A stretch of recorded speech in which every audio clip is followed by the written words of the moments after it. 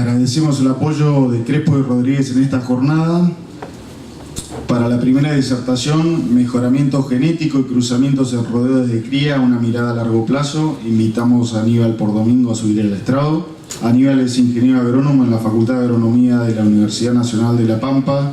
Realizó sus estudios de posgrado en Estados Unidos, obteniendo los grados de Master in Animal Science y Doctor of Philosophy en Ciencia Animal.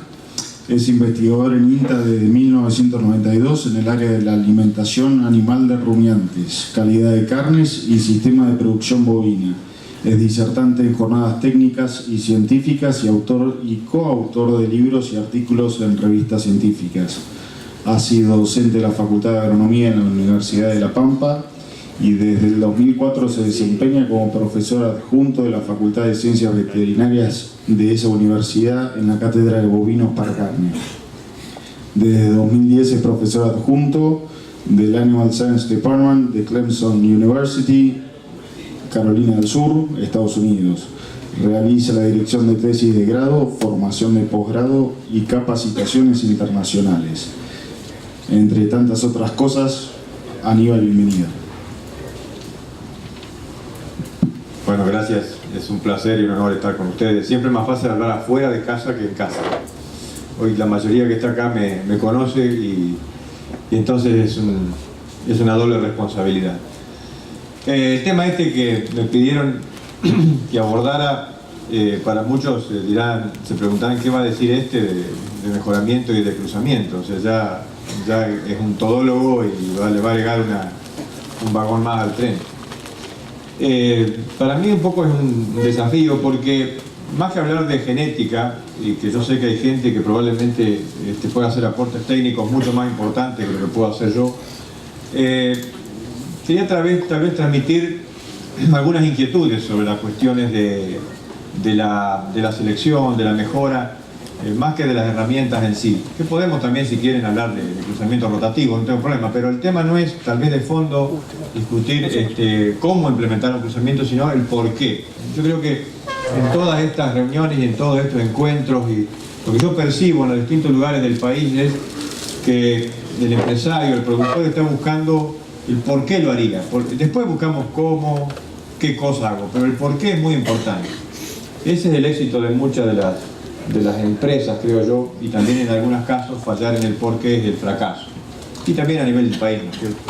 Entonces, yo voy a tratar de transmitir algunas inquietudes y algunas, tal vez visiones que pueden coincidir y algunas ser un poquito polémicas, y que me parece nacen más del negocio, la mirada ahora del uso de estas cuestiones de herramientas tecnológicas como puede ser la selección que todos hacen, o el mejoramiento eventualmente, o el cruzamiento, desde tal vez con mucho más énfasis en el por qué lo haríamos, por qué el negocio agropecuario nos puede demandar de revisar alguna de estas cosas o no. Entonces, bueno, introduciendo esto, muchos ya de ustedes han visto estos cuadritos con los que yo empiezo las charlas, digamos. Siempre se dice que hace muchos años veníamos diciendo que si la Argentina se destraba en sus negocios, puede participar de las tendencias globales, o sea, de tratar de participar de esa demanda creciente global de carnes. Es interesante ver que otras carnes también tienen tendencias muy importantes, ¿no? Y hay muchos empresarios que hoy están en el negocio de la carne bovina que ya diversifican hacia otras especies. Pero bueno, si Argentina, digamos, diríamos, pudiera participar de ese negocio internacional, tiene una atracción y un estabilizador más del piso, por lo menos, del precio de negocio. Sabemos que en ese lugar las competencias son fuertes en ese espacio de exportadores porque hay actores muy fuertes, actores que juegan siempre, últimamente, con mucha presencia, aún con las crisis que puedan tener, como en el caso de Brasil y sus problemas.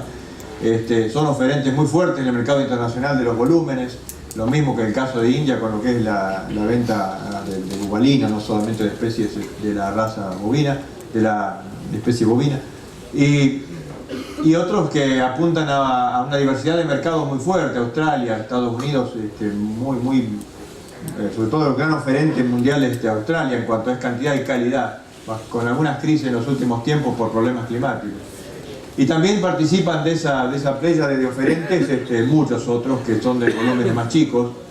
Argentina se viene, por supuesto, ya sabemos, no tenemos que repetir esto, lo hemos dicho muchas veces, rezagando mucho en su oferta internacional y en su negocio internacional, pero está, digamos, y es algo que tenemos que tener, y bueno, aparentemente nuestra intención ahora, desde el punto de vista del agronegocio argentino, es estar más presentes en el negocio internacional.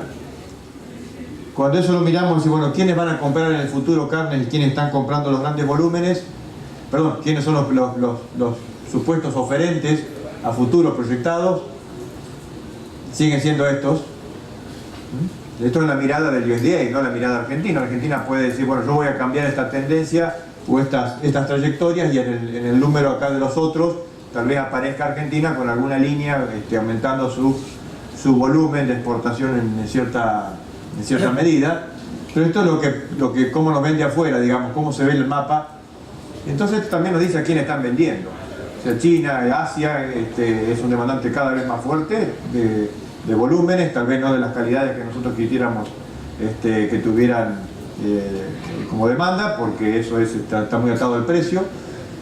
Y si siguiéramos analizando esto, veríamos que el negocio internacional de las carnes es un negocio moderado, o sea, interesante para que nos ayude a formar los pisos de precio, competitivo. Hay que competir con personajes importantes, o sea, con oferentes que están muy instalados, algunos incluso que todo el negocio ganadero y su salud del negocio ganadero depende de las exportaciones, como es el caso de Uruguay, el caso de Australia, muy jugado a exportar porque si no se le cae la estructura de negocios.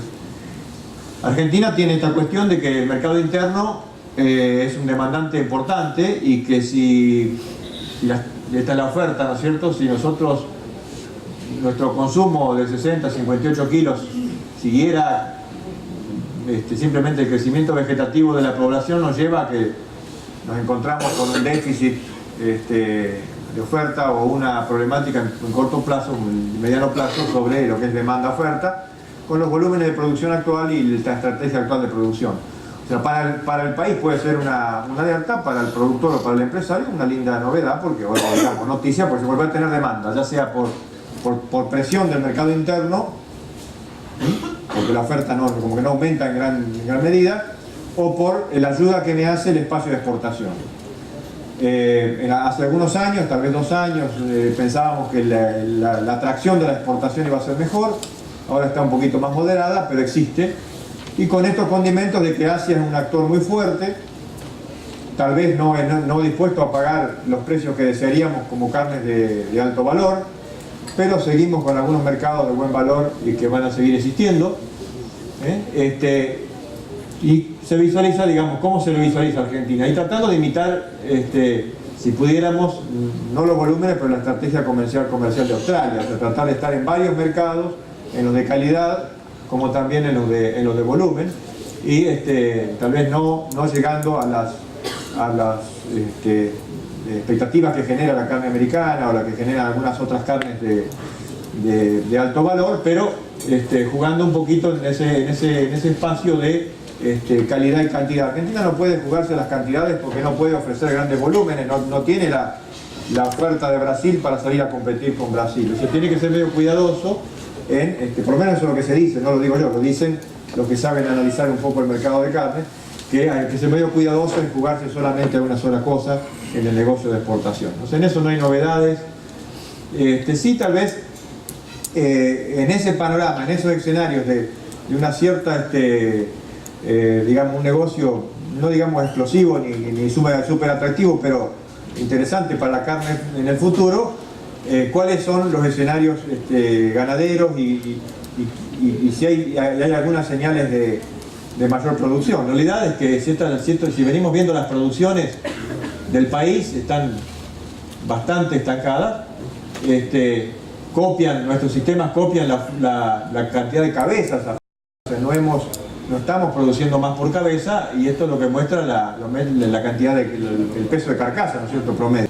Yo siempre muestro esto, evidentemente, en esa esquema donde hoy se mencionó la ganadería se fue corriendo de los suelos de mejor rentabilidad o de mejor resultado agrícola, entregó la recría y entregó el novillo.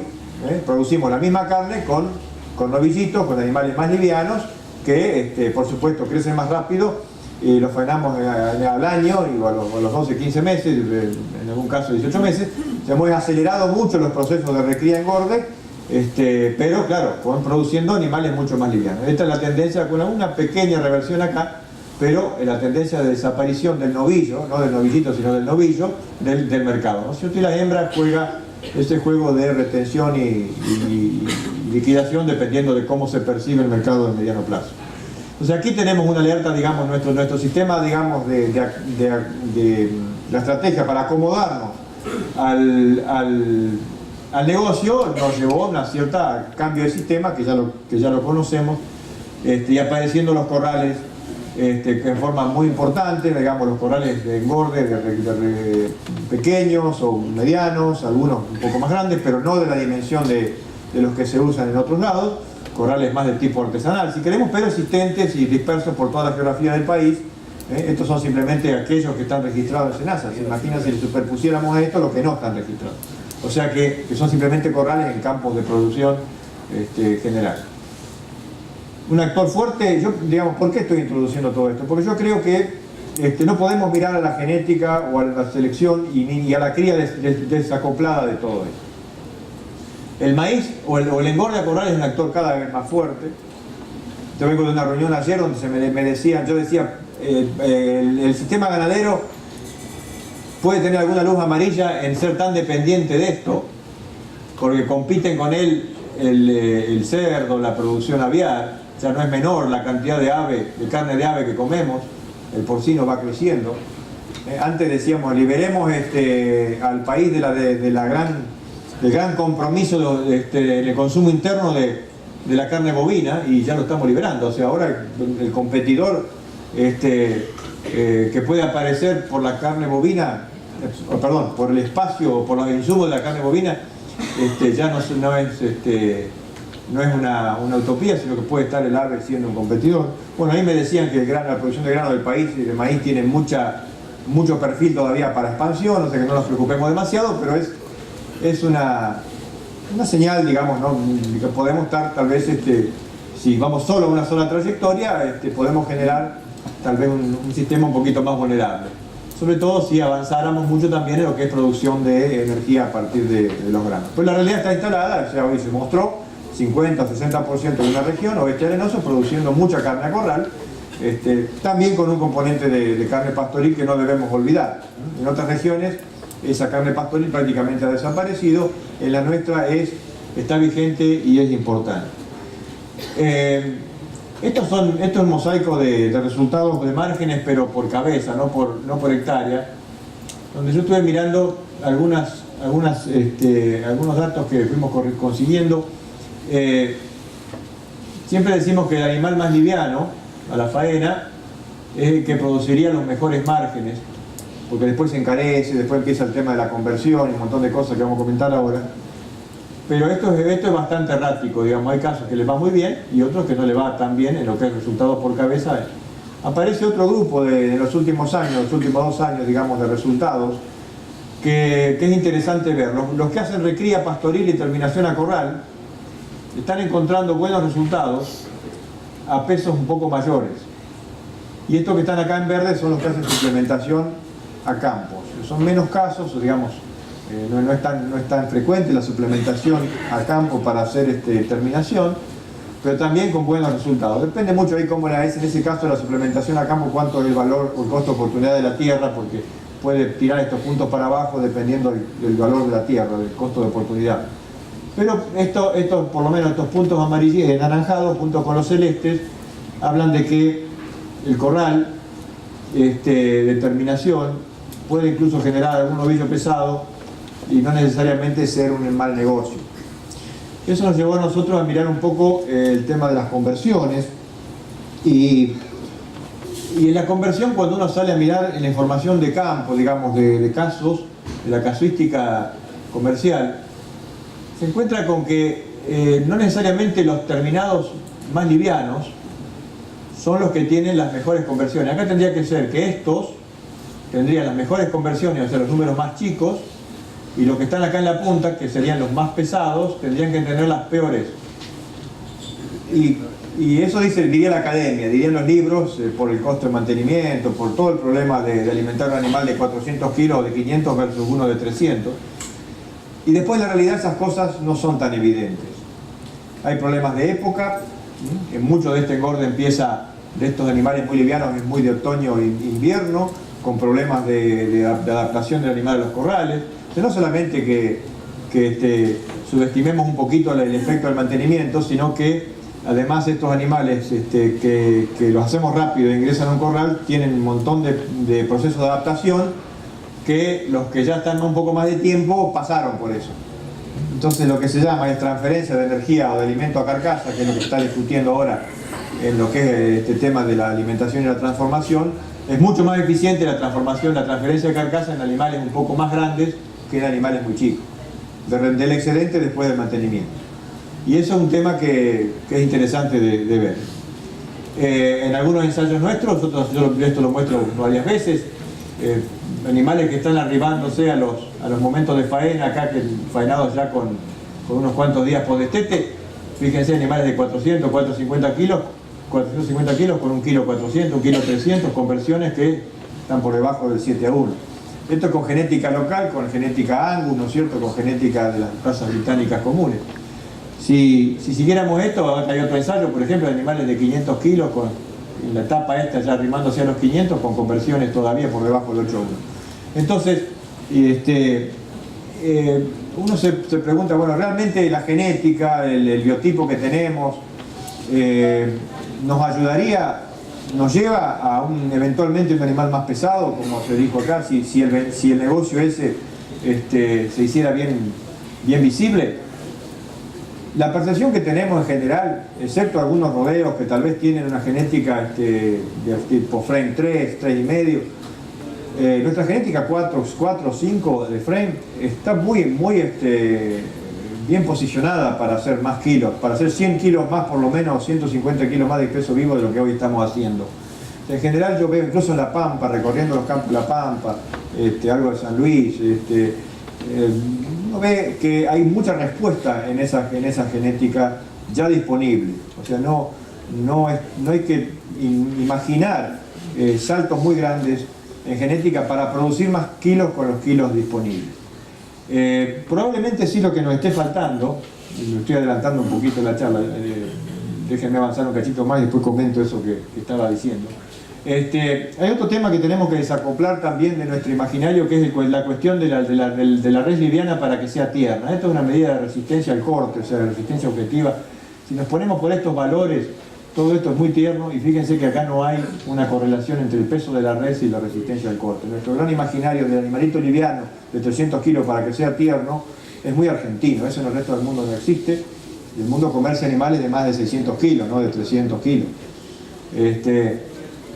Es casi que nuestro karma es el asado, o sea, si nos condena el asado, somos consumidores de costillitas chiquitas, un buen asado de un animal tierno que no esté sobreengrasado, y casi que nos condena el asado, nuestra propia historia, ¿no? Entonces, bajar una media res de 90 kilos, de 100 kilos, para que tenga esa apreciación por un carnicero, donde la foto a lo que es la carne se la da el asado.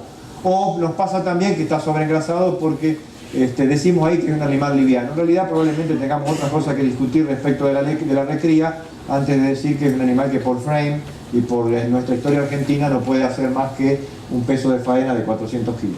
Ni que hablar si maduráramos esa carne, fíjense cómo baja la línea. Dicho todo eso, en nuestro sistema de producción hay mucha variabilidad.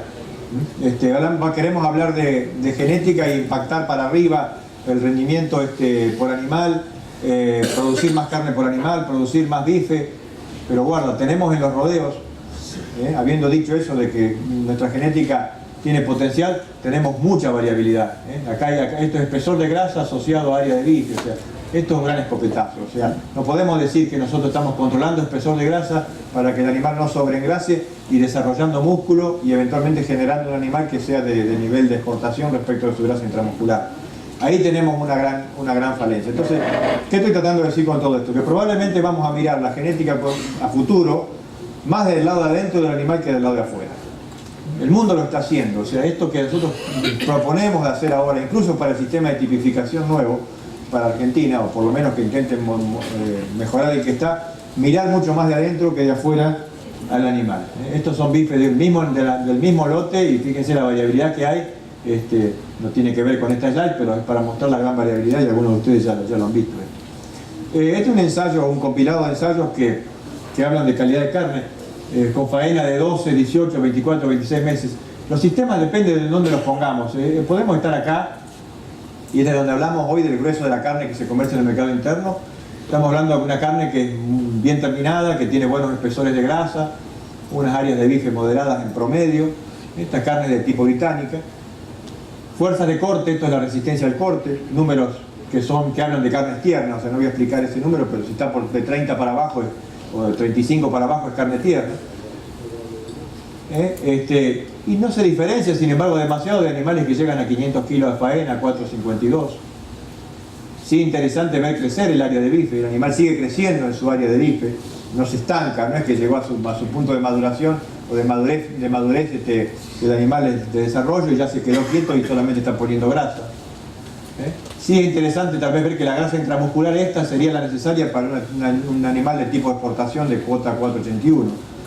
Eso lo podemos hacer sin tocar demasiado las razas que a tantos les gusta no tocar y que sean homogéneas, como puede ser la Angus o la Hereford, como cualquiera de ellos lo podemos hacer. Ahora voy a mostrar algún ensayo sobre eso. Aumentos de peso. Hay una cosa interesante que por ahí sirve para ver en este tipo de ensayos donde hay recrías y después terminaciones de diferente duración. Por esto esta fue un poco más larga por el objetivo de los 500 kilos, pero miremos esto también. Vamos ganando en rendimiento de res y el nuevo indicador que se está mirando, que es la transferencia de carcasa, o sea, la conversión a res. Puede pasar que nos encontremos con esto, o sea, que la conversión a res sea mejor en animales que son un poco más pesados. Entonces, la conversión a peso vivo, es interesante tener ese dato, es mejor medir que no medir, pero peso vivo no nos está diciendo toda la película. Si a futuro crecemos en nuestra objetividad en la industria frigorífica que faena por unidad de tiempo más kilos de lo que faena hoy, y es más eficiente desde ese punto de vista, este tema va a ser importante. O sea, no es lo mismo faenar animales de 320, 340 kilos que de 500, si por unidad de tiempo se desarman, se despostan de la misma manera. No es lo mismo que hablar de este animal que produjo a 13 kilos de materia seca por kilo de aumento de res, que que también lo hace a 13, pero acá tenemos 200 kilos más o 100 kilos más, 250 kilos más de carne. Entonces, hay toda una discusión de transferencia de carcasa que está un poquito puesta en escena en el mundo, digamos, de mirar la eficiencia de ese lado y todavía nosotros no la estamos incorporando. Fíjense, incluso las conversiones acá globales, estas son conversiones bastante buenas. El hecho de que un animal de 450, 480 kilos tenga una conversión de 10 a 1 o 8 a 1 no es real. Sí nos ocurre que nuestros feedlots de animales pequeños tendrían que estar en conversiones por debajo de 6 a 1 y hay muchos de 9 a 1, de 8 a 1. Entonces,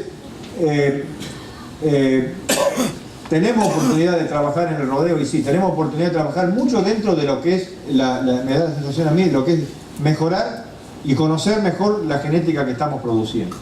Estos son datos, un montón de datos, pero a ver si me sirven para justamente enfatizar ese punto.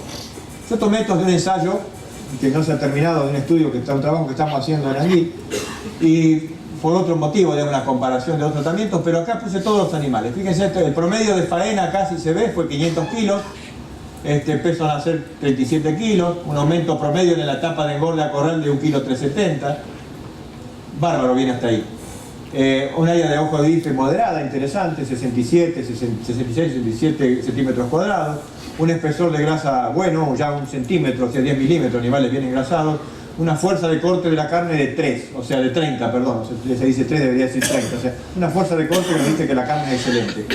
Ahora, si miramos la desviación de este rodeo, que es un rodeo de base Angus, un campo que muy poca manipulación en la historia realmente ha tenido, excepto que hace 15 años o 20 hizo algunas introducciones de de varios frames para hacer un ensayo de evaluación de efecto de frame.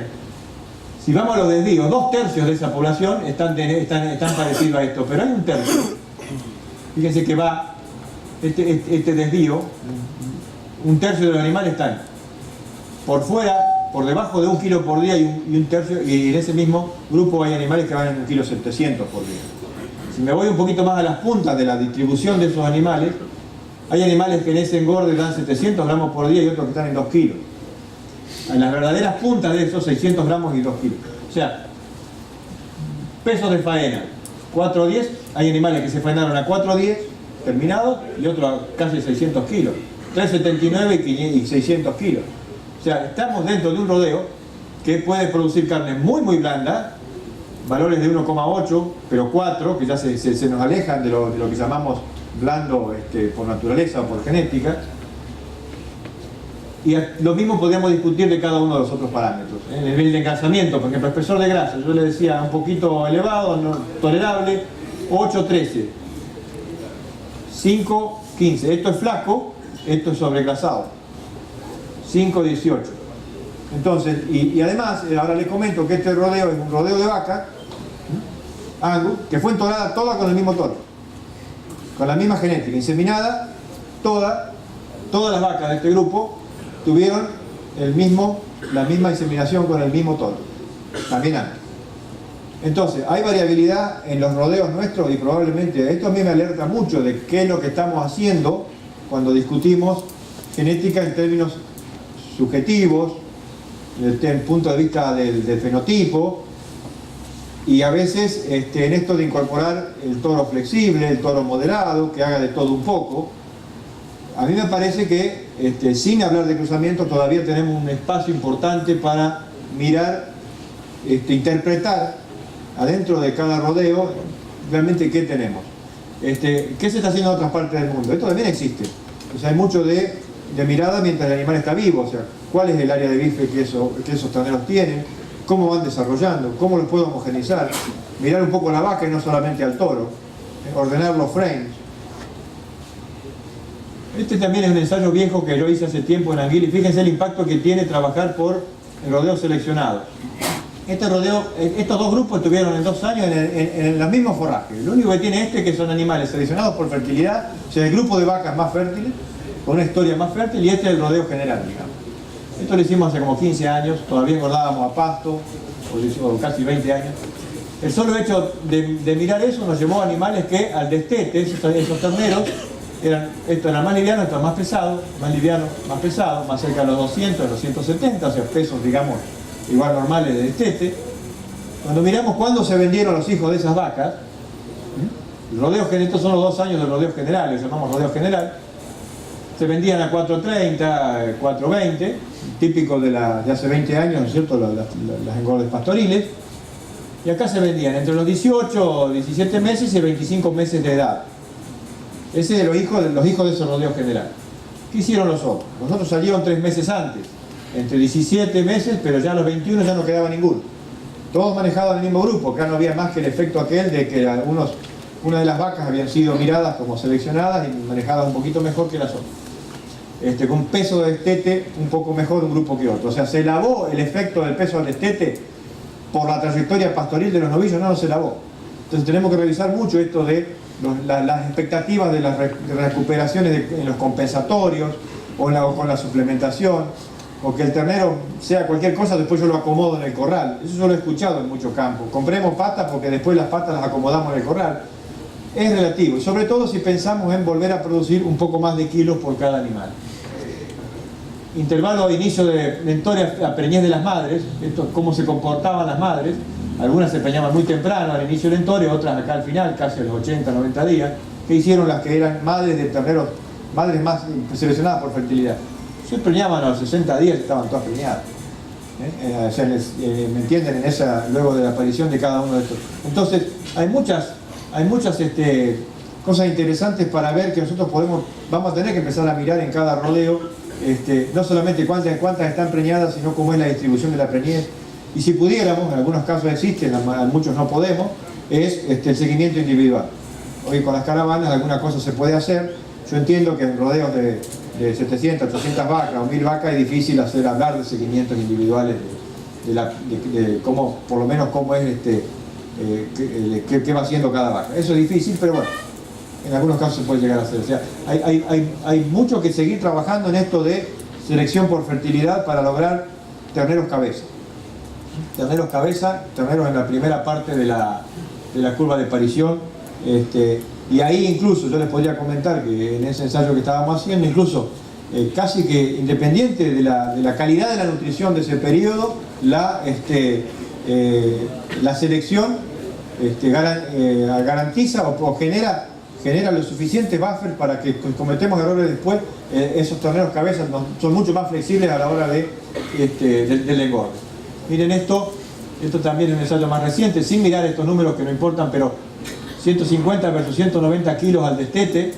¿Qué pasó? ¿Cuándo se vendieron?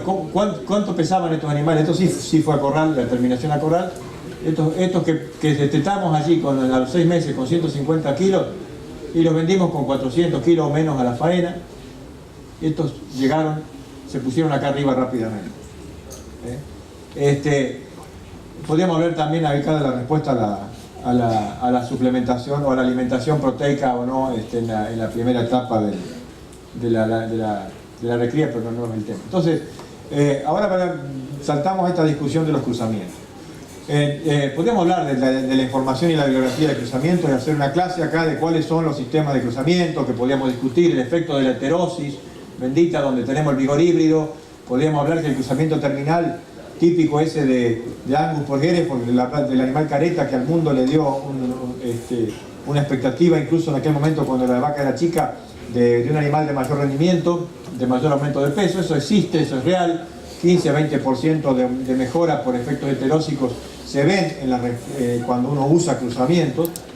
En la medida en que se aleja de ese gran cruzamiento terminal hacia sistemas que puedan ser las retrocruzas, o sea, la reversión hacia las razas paternas, va perdiendo un poco de esa heterosis, logra retener otros caracteres que pueden ser adaptabilidad, habilidad materna. Eso en las razas compuestas, muy poco difundidas en Argentina, una estrategia que se ha buscado, o sea, el cruzamiento entre varias razas y luego hacer las cruzas entre ellas entre su descendencia para retener cierto vigor híbrido. Podría replantearse incluso.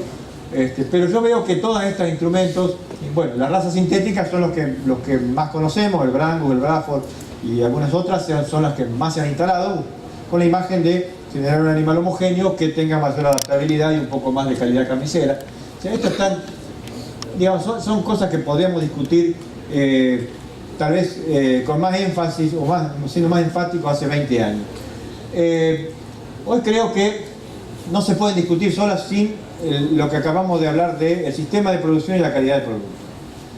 Poco sentido hablar de todo esto si no sabemos si vamos a producir 380 kilos a la faena o 480, si lo vamos a hacer en un corral, si lo vamos a hacer a pasto y qué edad definitiva le vamos a pedir y además qué atributos carniceros queremos. Si hablamos del mercado, hoy hablamos del mercado americano y de qué está pasando en Estados Unidos, una de las cosas que ha pasado es que todo el novillo se ha ennegrecido, o sea, es cada vez más negro el novillo americano, no necesariamente más chico.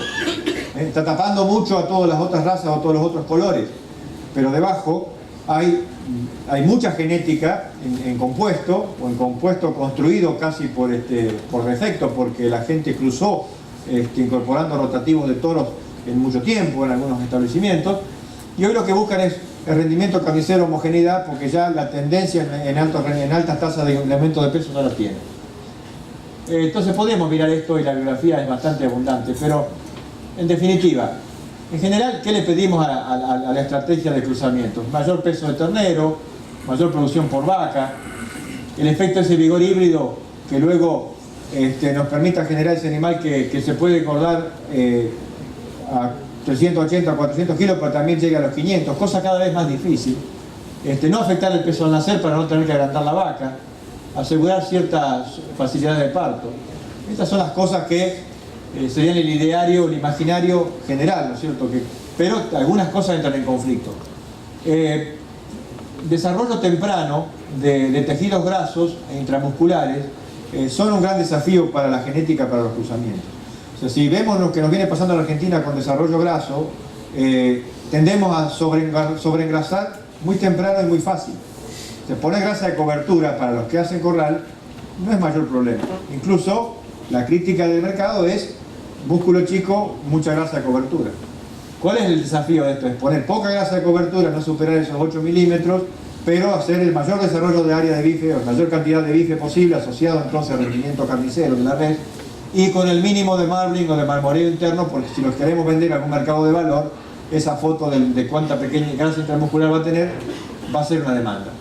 Entonces, esta cuestión está pasando a ser, en lo que es la punta, un poco el gran traccionador, el gran demandante hacia las decisiones de genética, superadas aquellas que tenían que ver con, por supuesto, la fertilidad del rodeo, la adaptabilidad, que algunos de ustedes todavía puede discutir si me incorporo algo de Brangus, algo de Bradford, o hago un pequeño cruzamiento porque la zona es difícil.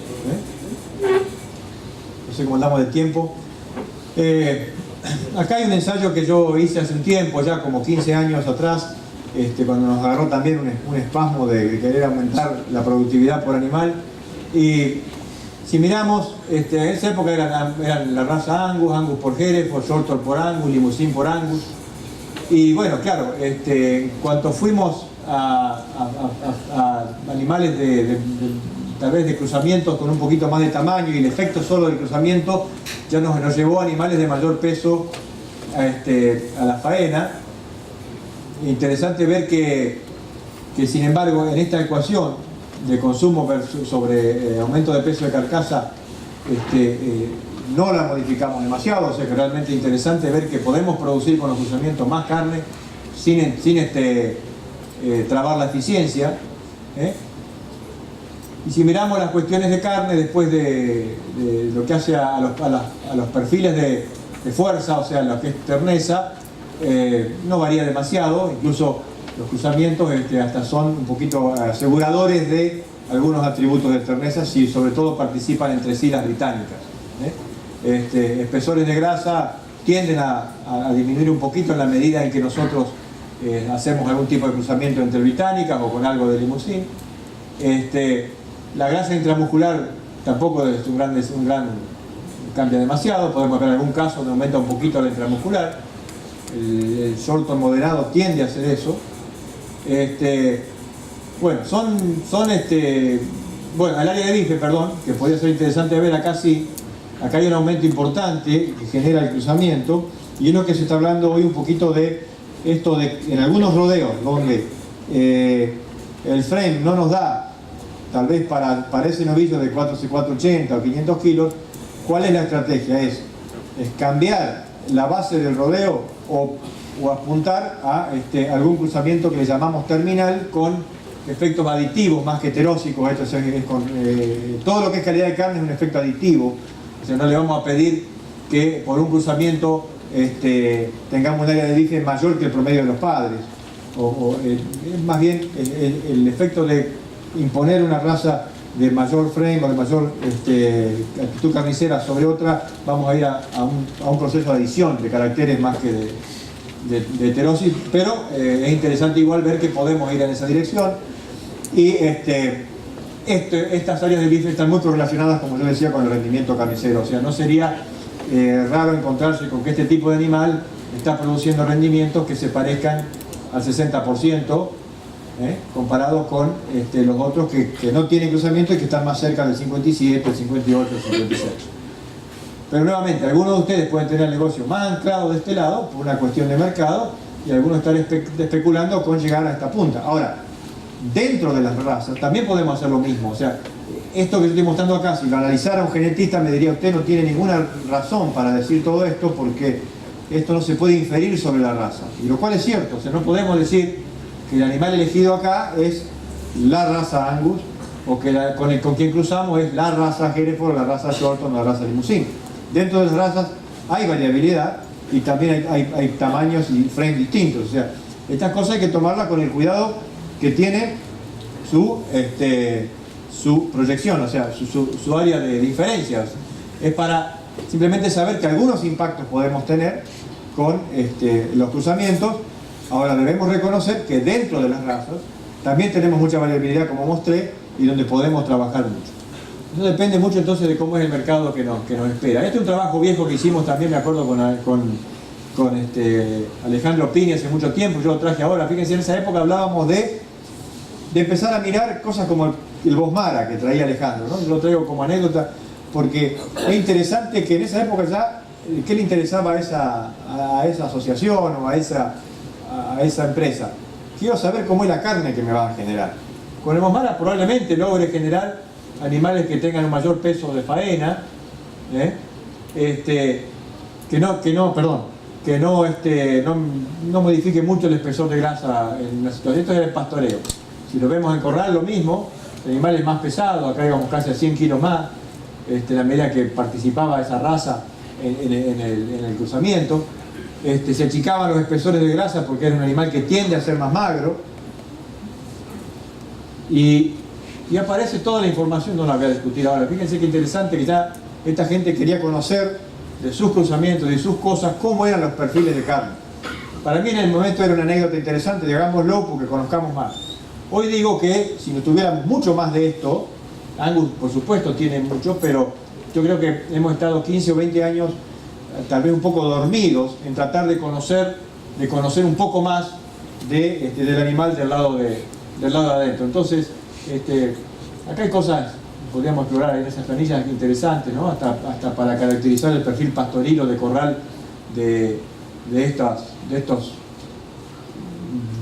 cruzamientos. Entonces, ¿qué estoy tratando de decir yo con esto de la mirada de la selección, de la genética y los cruzamientos?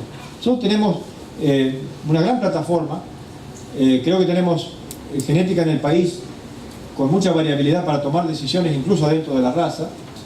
Me parece que estamos muy atrasados en lo que es la captura de información objetiva, incluso en predio comercial. O sea, a veces le pedimos a los caballeros que nos empiecen a generar más información de la que están generando.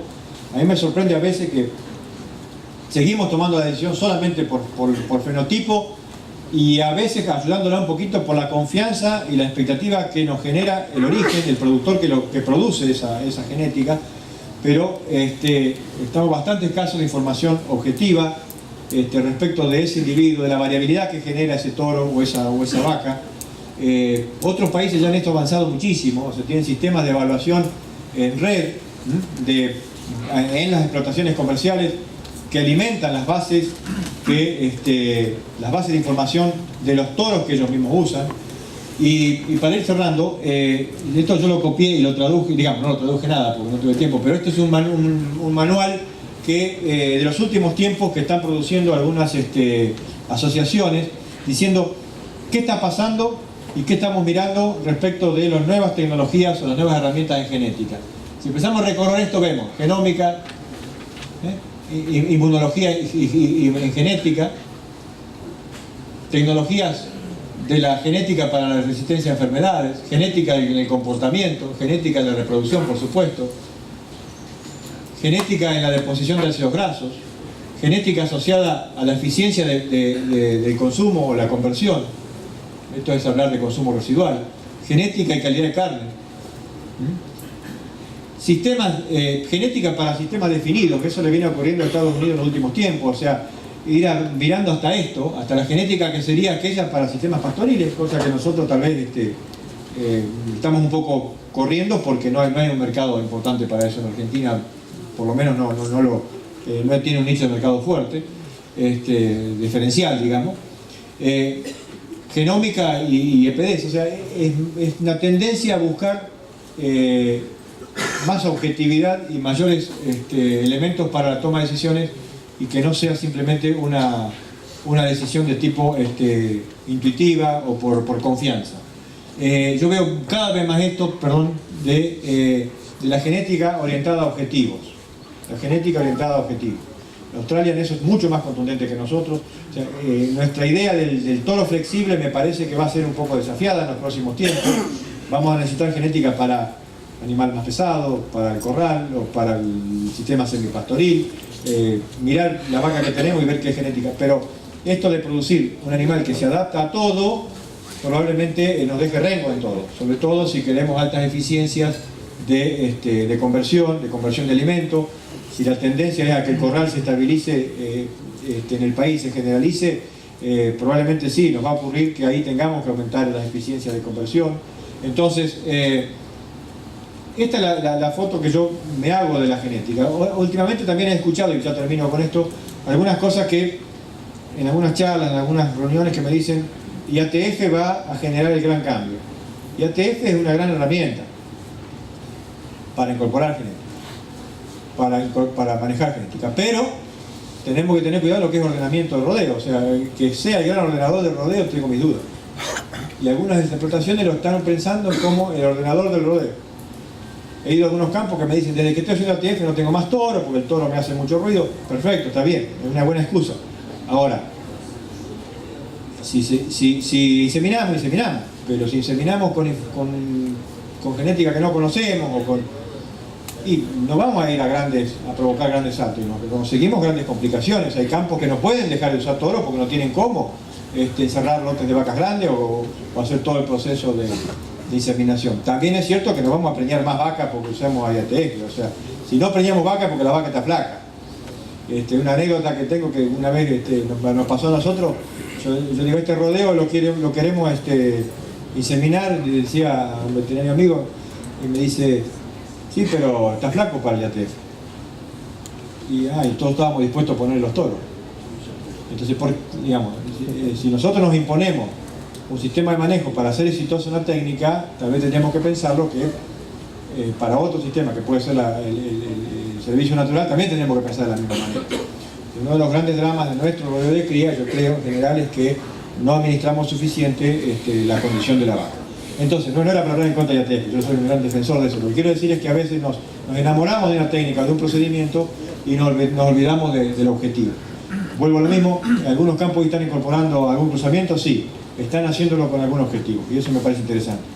Los que están haciendo cruzamientos lo están haciendo más mirando a el rendimiento carnicero y a la calidad de la carne, no tanto a tal vez tener una hembra un poquito más adaptable, o que en toda esta región en general no nos ha desafiado tanto. O sea, hoy buscar un poco más de adaptabilidad, excepto algunos casos extremos, no es un gran desafío. O sea, ustedes lo han ido consiguiendo. Recién se dijo acá, por ejemplo, que en el grupo hay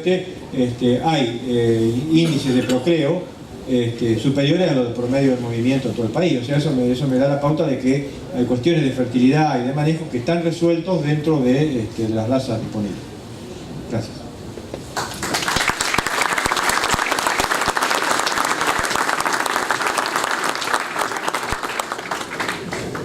Mil gracias, Aníbal. Hacemos un espacio para preguntas, así que el que tenga preguntas para Aníbal, levante la mano. Hola.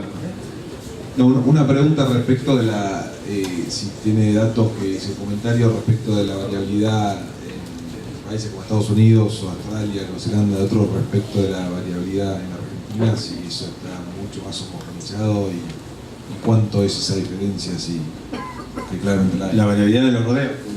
Sí, la variabilidad de todo, del engorde o eso como mostraste las puntas como son. Yo recuerdo hace mucho tiempo una jornada en Chascomús, también de CREA, que se mostraba creo que un americano que empezó con la carne esta Angus, que la variabilidad de terminación en Estados Unidos eran, no sé, 5 kilos en 500 en general, ¿no? Entonces, sí, nosotros tenemos, hay dos cosas ahí con lo que está diciendo. La variabilidad de la que yo estoy hablando acá es generada, a mí me sorprendió porque es generada en un rodeo que yo esperaba, en el cual esperaba mucho más homogéneo. En estos lugares que vos estás mencionando existe mucha variabilidad en el rodeo, que es parecida a esta, pero, a ver, no voy a decir distinto. La variabilidad existe por el origen, tanto de heterogeneidad de los rodeos americanos de base. O sea, entendamos que en esos lugares el rodeo ha sufrido muchos cruzamientos en el pasado, hay retornos en algunos momentos a las razas puras, hay mucha introducción de sangre continental y después incluso injerencia en lo que es incluso creación de razas compuestas. Hay un rodeo, el rodeo americano de cría es bastante heterogéneo, que genera este tipo de cosas. Lo que pasa es que el corral y el engorde tiene objetivos mucho más prolijos y ordenados en su proceso. O sea, ellos homogenizan mucho más que nosotros en el corral, mucho más que nosotros. Nosotros vemos el listado de faena de algunos, o de venta de algunos feedlots americanos y, como vos decís, o sea, se parece mucho un animal al otro. Debemos decir, sí, que en los últimos 10 años esta cuestión de ennegrecer, o más, hasta que 15 años, ennegrecer muchos rodeos se dio a eso, de ir a buscar cruzamientos, cruzar esos rodeos un tanto heterogéneos hacia líneas que sean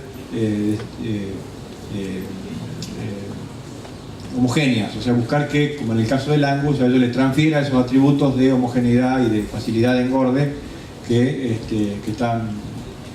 pretendían. Estamos hablando de animales que ya tienen un nivel como objeto de faena muy superior al nuestro. O sea, es mucho más homogéneo el objetivo de faena. El animal que no está llegando hoy a los 650, 670, ya no es negocio, entonces toda la faena está en ese rango, arriba de los 600 kilos, o 620. Entonces, y cada corral tiene muy poca variabilidad. Adentro, cuando vamos al adentro del animal, no es tan importante como esta, pero todavía existe. O sea, ellos van a tener variabilidad aún con animales de peso muy homogéneo a faena. En este caso, los pesos son muy distintos a faena. Fíjate, acá tenemos de 4,55 y 500, o sea, acá hay 100 kilos de diferencia. Eso no lo veríamos en un corral americano o canadiense. Los canadienses son mucho más homogéneos que nosotros. Los australianos, ¿qué han hecho? Los australianos han hecho mucho más homogenización previa, o sea, el ordenamiento del rodeo por frame y por tipo de vaca está mucho más ordenado, porque el mercado de ellos es mucho más exigente, como certifican mucho en forma privada, o sea, hay mucha certificación de tipos de protocolos de terminación. La variabilidad existe, pero está ordenada. Yo tengo la sensación que, a la diferencia, nosotros tenemos el problemita de que tenemos esta variabilidad inmersa en el gran sistema y todavía no tenemos un ordenamiento de a dónde instalar estos diferentes productos que generamos.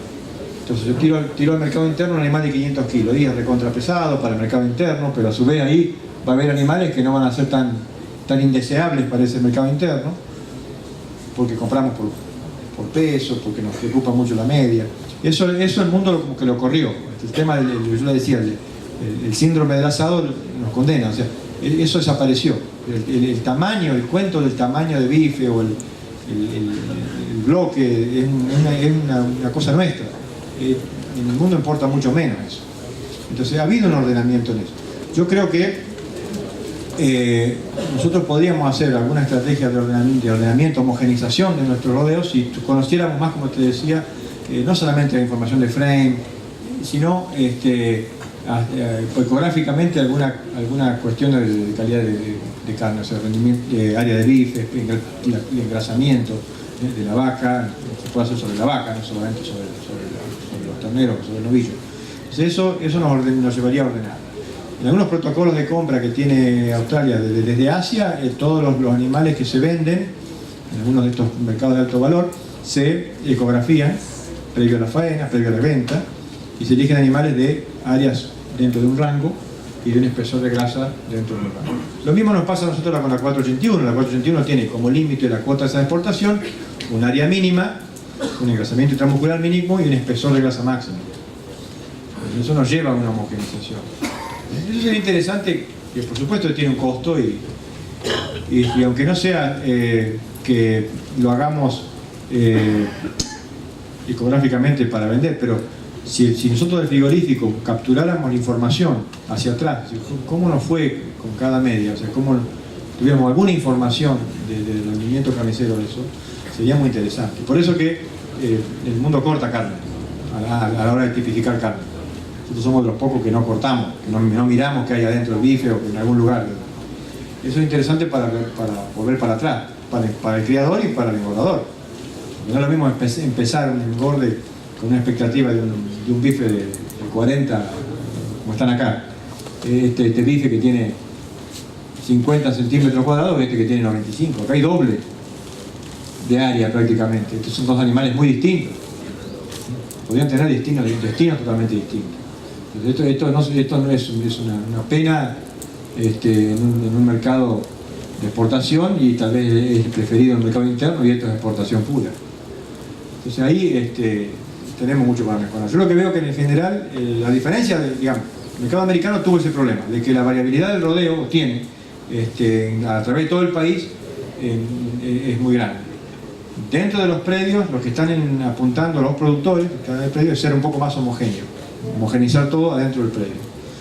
Dentro de los corrales comerciales grandes te encontrás con de todo, te encontrás con animales de distinta genética. Dentro de cada corral no se mezcla tanto, ahí es más homogéneo. ¿Me explico eso? O sea, vos vas a un feedlot como el de Cactus, que tiene cientos de corrales, y te encontrás que hay heterogeneidad en el feedlot, pero cada corral es un poco más homogéneo. Entonces eso es importante. Y hay un seguimiento interesante de lo que es la conversión de los corrales. La conversión del corral, o sea, del grupo, es muy interesante para monitorear, porque ahí podés saber un poco más cómo homogeneizar. Por origen de los bichos, por encontrar factores que pueden estar asociados a un cruzamiento, o alguna historia de esos animales. Ese es otro problemita que tenemos nosotros. Nuestros corrales son de mezclar, somos de mezclar, de juntar lo que está más parecido, porque está cerca de ser vendido. No tenemos un seguimiento, hablo en general, probablemente la mayoría acá lo hace mejor, pero no tenemos un seguimiento ordenado de cuánto come el corral todos los días, cómo se mueve el consumo. Bueno, también debemos decir que nuestros corrales están hechos son más determinación de oportunidad y no tan pensados en un modelo industrial. Para jugar en estos mundos de la calidad de carne internacional, yo creo que ahí va a haber que ordenarse un poco más. Tenemos cierta imagen, pero no es todo imagen. Una pregunta, por ejemplo, el norteamericano, ¿qué hace? Una pregunta, por ejemplo, el norteamericano, para esta homogeneidad, ¿cría sus propios animales? ¿Qué hace? No, hay de todo. Hay mucho criador que hace algo de criador, digamos, no mucho, que hace su propio engorde, pero no. El grueso es cría que vende terneros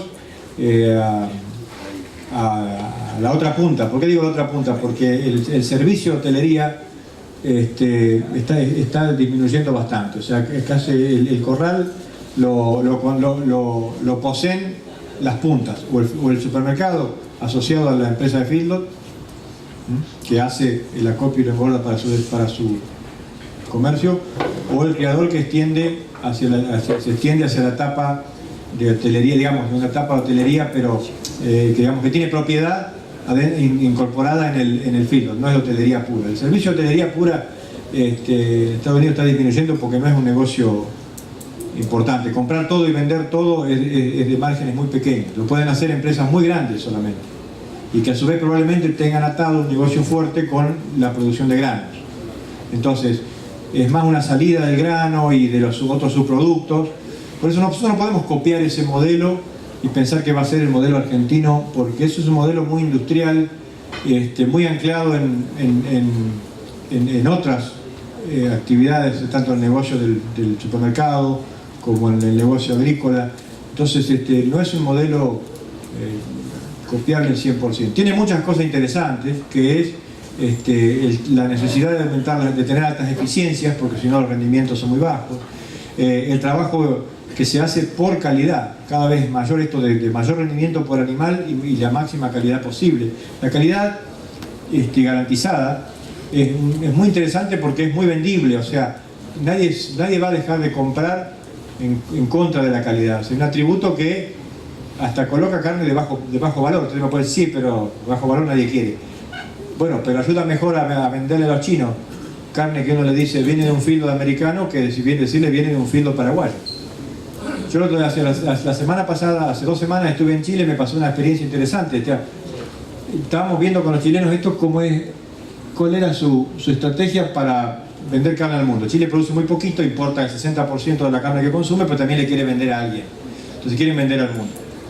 Y están en esto de los nichos de calidad y querer... En Chile es interesante porque está produciendo casi el novillo, que es la foto del novillo americano. Un poquito más liviano, pero de arriba de los 500 kilos. Y yo preguntaba, ¿y en qué se van a diferenciar? No en nada, nos queremos parecer, porque con eso vendemos. Entonces esa imagen de que algo es bueno... no, yo quería contar otra cosa más. Hicieron una prueba de carnes, de aceptabilidad de carne en el público. Una prueba ciega, no le separó la carne australiana de la chilena, de la americana, de la paraguaya. No había carne argentina ahí en esa prueba, pero ni brasilera en esa prueba tampoco había, no sé por qué, pero no estaba. Ahora, a uruguaya sí había. ¿Qué pasó? En la prueba ciega prácticamente no se diferenciaban, algunos decía, había salido que tal vez hasta la chilena era muy interesante, todas de corral. Cuando le dijeron a la gente, le informaron al consumidor ese cuál era el origen, resulta que era más tierna la australiana y muy interesante la americana. Entonces eso es la percepción, eso no es la calidad intrínseca. Era porque la gente percibe que eso probablemente tiene más garantías de alguna cosa de calidad. Eso fue Chile, ¿no? Pues acá puede ser muy distinto. Pero esto de construir calidad y la percepción de calidad es cada vez más fuerte. Por eso yo empecé diciendo que a la genética, y en los próximos años me parece que nosotros como país tenemos ahí todo un gran desafío. Cómo no solamente decimos que es de calidad, sino que medimos esas cuestiones de calidad, de rendimiento, de crecimiento. Yo creo que un atentado contra la calidad, voy a decir algo acá que tal vez no todo el mundo esté de acuerdo, es el peso de carcasa, para la vaquillona. Si decimos que una vaquillona es, no sé, una carcasa, ¿cuánto es? 200 kilos, ¿cuánto es que tiene que tener para no ser vaca? O 300 y algo de kilos de peso vivo, porque si no se pasa de 350, no sé cuánto es. ¿Cuánto es vaca? Bueno, a la misma edad, una vaquillona de 2 años que pese 400 kilos, 450, va a ser de mejor calidad de carne que si tiene 300 kilos o si tiene 350. ¿Me entienden? A la misma edad, vamos a poner 2 años o 18 meses. A los 18 meses tiene 400 kilos, es mejor en calidad de carne que una que tenga 300 kilos. Porque en el mismo periodo de tiempo creció más, convirtió mejor y le fue mejor. Y probablemente rinda más carne. Entonces, elegir por ponernos esas metas de pesos máximos de una res o de una carcasa es contraproducente. ¿Me entienden esto? Una vaquilloncita que pesa 250 kilos y qué sé yo si va a ser de calidad, porque sea vaquillona nomás ya va a ser de calidad. Lo mismo pasa con un novillo. Un novillo que a los 2 años tiene 400 kilos, probablemente es mucho mejor, o 450, es mucho mejor que uno que tiene 350. Y eso lo hemos medido incluso en algún ensayo. Un animal que tiene capacidad de poner 100 kilos más, sin entregar ese engrasamiento, la cobertura que a ustedes les gusta para venderlo, probablemente va a ser mucho mejor en calidad, porque es un animal que creció más rápido, que estuvo expuesto a una mejor nutrición y a un espacio, a una salud mejor, porque si no hubiera aumentado lo que aumentó. Entonces, cuando a veces ponemos esos metas de peso, me parece que trabajamos un poco en contra de la calidad. O a veces la meta del peso del destete. Si a mí el peso del destete no me importa. No, el peso del destete es muy interesante. Por supuesto que la cantidad de terneros por vaca entorada es mucho más importante. Ojalá tuviéramos un ternero por vaca y eso nadie lo discute. Ahora, no es lo mismo destetar a 120 que destetar a 180. No es lo mismo destetar un ternero de 220 que de 150. Por supuesto el mercado después lo paga distinto, entonces uno se castiga porque dice, ¿para qué voy a hacer un ternero de 200 kilos si me pagan mejor el de 120? Son las asincronías que tiene este negocio. Pero un ternero que crece al pie de la madre a 900 gramos por día, le va a ir mucho mejor en su vida futura que si creció a 500 gramos por día. Yo como invernador tendría que pagar más, tendría que estar dispuesto por lo menos a pagar lo mismo en kilo, por kilo, por eso el ternero un poco más pesado que el ternero más liviano, a la misma edad de destete, ¿no? porque yo sé que creció mejor al pie de la madre, hay una alta probabilidad de que crezca mejor después. Yo lo mostré acá en eso de que si tienen 150 kilos, 190. Y eso, bueno, ¿qué tiene que ver eso con la raza, con los cruzamientos? Y tiene mucho que ver, porque es cómo imaginamos nuestra estrategia de selección, cómo hacemos para que un rodeo sea fértil, sea cabeza, nos dé la oportunidad de que ese ternero pueda expresar un poco su genética. Sí, allá había otra. Sí. Perdóname. En realidad la pregunta iba en relación a lo que ya se viene comentando, pero ¿qué implicancia o cuánto de valor le da a esta variabilidad a lo que hacemos nosotros, es decir, a la condición que le generamos al animal para que pueda expresar o no su potencial genético, que es en relación a lo que mostraba del peso al destete versus peso final? Es decir, que a lo mejor ahí hay un potencial de rápida homogeneidad que es más allá de la genética, no sé si... Sí, yo creo que hay mucho, o sea, yo me hice esa pregunta con este mismo ensayo y como yo te decía, yo creo que hay mucho que nosotros podemos hacer desde el manejo, que después se va a comentar un poco más, no solamente posparto, sino gestacional. Probablemente tengamos que manejar una vaca un poco más gorda que la que lo hacemos en general. A mí me parece que el sistema nuestro de producción todavía no nos dio la oportunidad de que se exprese esta variabilidad y la podamos jugar. O sea, no nos ha permitido, el sistema de producción y los objetivos estos de animales muy livianos no nos ha permitido discutir esta variabilidad todavía de la genética. La puedo discutir acá cuando estoy hablando de un animal de 500 kilos promedio, entonces ahí ya encuentro cómo se expresa un grupo respecto de otro. Tiene poco sentido hablar de, más allá de fertilidad o de cuestiones de adaptabilidad ambiental, de hablar de genética cuando faenamos a los 350 kilos. Perdimos a hacer 100 kilos más. Cuando recién tenemos oportunidad de que la genética se exprese, la empezamos a... digamos, matamos al animal. Entonces, sí hay otra cosa, sí, sin embargo, yo digo todo eso, pero ustedes se van hay un reclamo que tenemos que hacer al manejo y a esa interfase con la genética, que es el sobreemplazamiento de cobertura temprana, ese que yo mencioné de los novillitos. Aún en el corral, en esos torneros,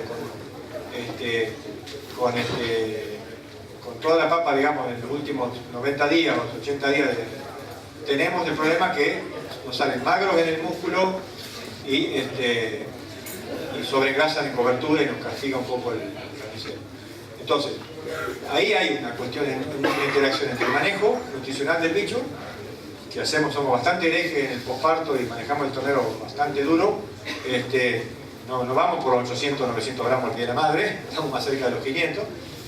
Después del post-destete también hacemos nuestras cositas donde no le damos mucho espacio para ganar y están los 300 gramos por día. Y después lo queremos al final, total, decir, lo engordamos rápido en un corral y hacemos un músculo chico, bastante magro y con mucha grasa de cobertura. Entonces ahí la genética nos puede ayudar. Yo digo, mira, yo ahí meto un cruzamiento y sé que le voy a hacer un poco más de, qué sé yo, hago una vaca, hago un tornero careta y capaz que me da un poquito más intramuscular, me da un poquito más de área de bife. Pero si sigo haciendo las herejías con la madre y no voy a tener el efecto ese que mostraba de un 15% de respuesta por heterosis o por algún efecto aditivo de las dos razas. Entonces son las dos cosas las que tenemos que estar mirando. A mí me parece que hay mucho que podemos hacer desde el manejo para tratar de hacer que nuestra vaca nos genere un tornero con mucho más potencial. Si no, vamos a estar arruinando esta mejora genética de la casa. No sé si te respondí algo, pero me parece que ahí tenemos mucho para mirar. Yo podría hablar toda la tarde, si querés, de recría, pero no es el tema de hoy. O sea, el tema de hoy es mirar esto con algún espacio en esta discusión de la genética. Y mi resumen es, tenemos que ser más objetivos, medir un poco más y usar genética con más información de la que hoy estamos usando. Yo sé que muchos de ustedes dicen, no, yo uso los toros míos, yo genero lo mío, yo sé lo que produzco. Perfecto, hay gente que no, hay gente que no tiene esa posibilidad. Y hay criador que tampoco tiene señales, porque si hoy al criador no se le incentiva a producir ese tipo de productos, ¿por qué lo va a hacer? Si el criador sabe que ya tiene un gran problema con preñar todas las vacas, si encima ahora le pedimos que nos dé más genética, que nos dé un ternero que tenga más área de bife, que eventualmente haga un cruzamiento terminal para que el ternero después tenga un potencial. Si el tipo no ve un negocio ahí, ¿por qué lo va a hacer? Está bastante inmadura nuestra cadena y nuestro... Yo sí sé, sin embargo, diría, dicho eso, que hay mucho campo criador que ofrece al mercado un ternero bueno, que y tiene mejor precio que otro que es un ternero no tan bueno. ¿Cómo se lo ve con ella? Es el peso en ese día en la feria, digamos, hay cierto premio, pero a mí me parece que tendría que estar ser más evidente y más generalizado. O sea, el ternero a los 6 meses o a los 5 meses de tete, cuánto está pesando, digamos, tener ese tipo de premio para que haga que digamos, el criador se incentive a hacerlo. A mí me parece muy importante que la información de la punta del frigorífico hacia atrás venga. Sería muy bueno que nosotros sepamos qué estamos haciendo. Los novillos que ustedes produjeron, que vinieron de tal criador, ¿qué rendimiento tuvieron? ¿Qué carne? ¿Cuántos fueron eventualmente a una cuota de exportación? ¿Qué área de bife? Si el sistema fuera compulsivo, nos obligara en otra parte del mundo directamente a medir eso, estaría fuera de discusión, porque tendríamos de vuelta toda la información para atrás. Y vuelvo a lo mismo, antes nos importaba poco. Ahora capaz que nos tengan que importar más. Mil gracias, Aníbal. Vamos a cortar con las preguntas para poder continuar bien. Mil gracias, un aplauso.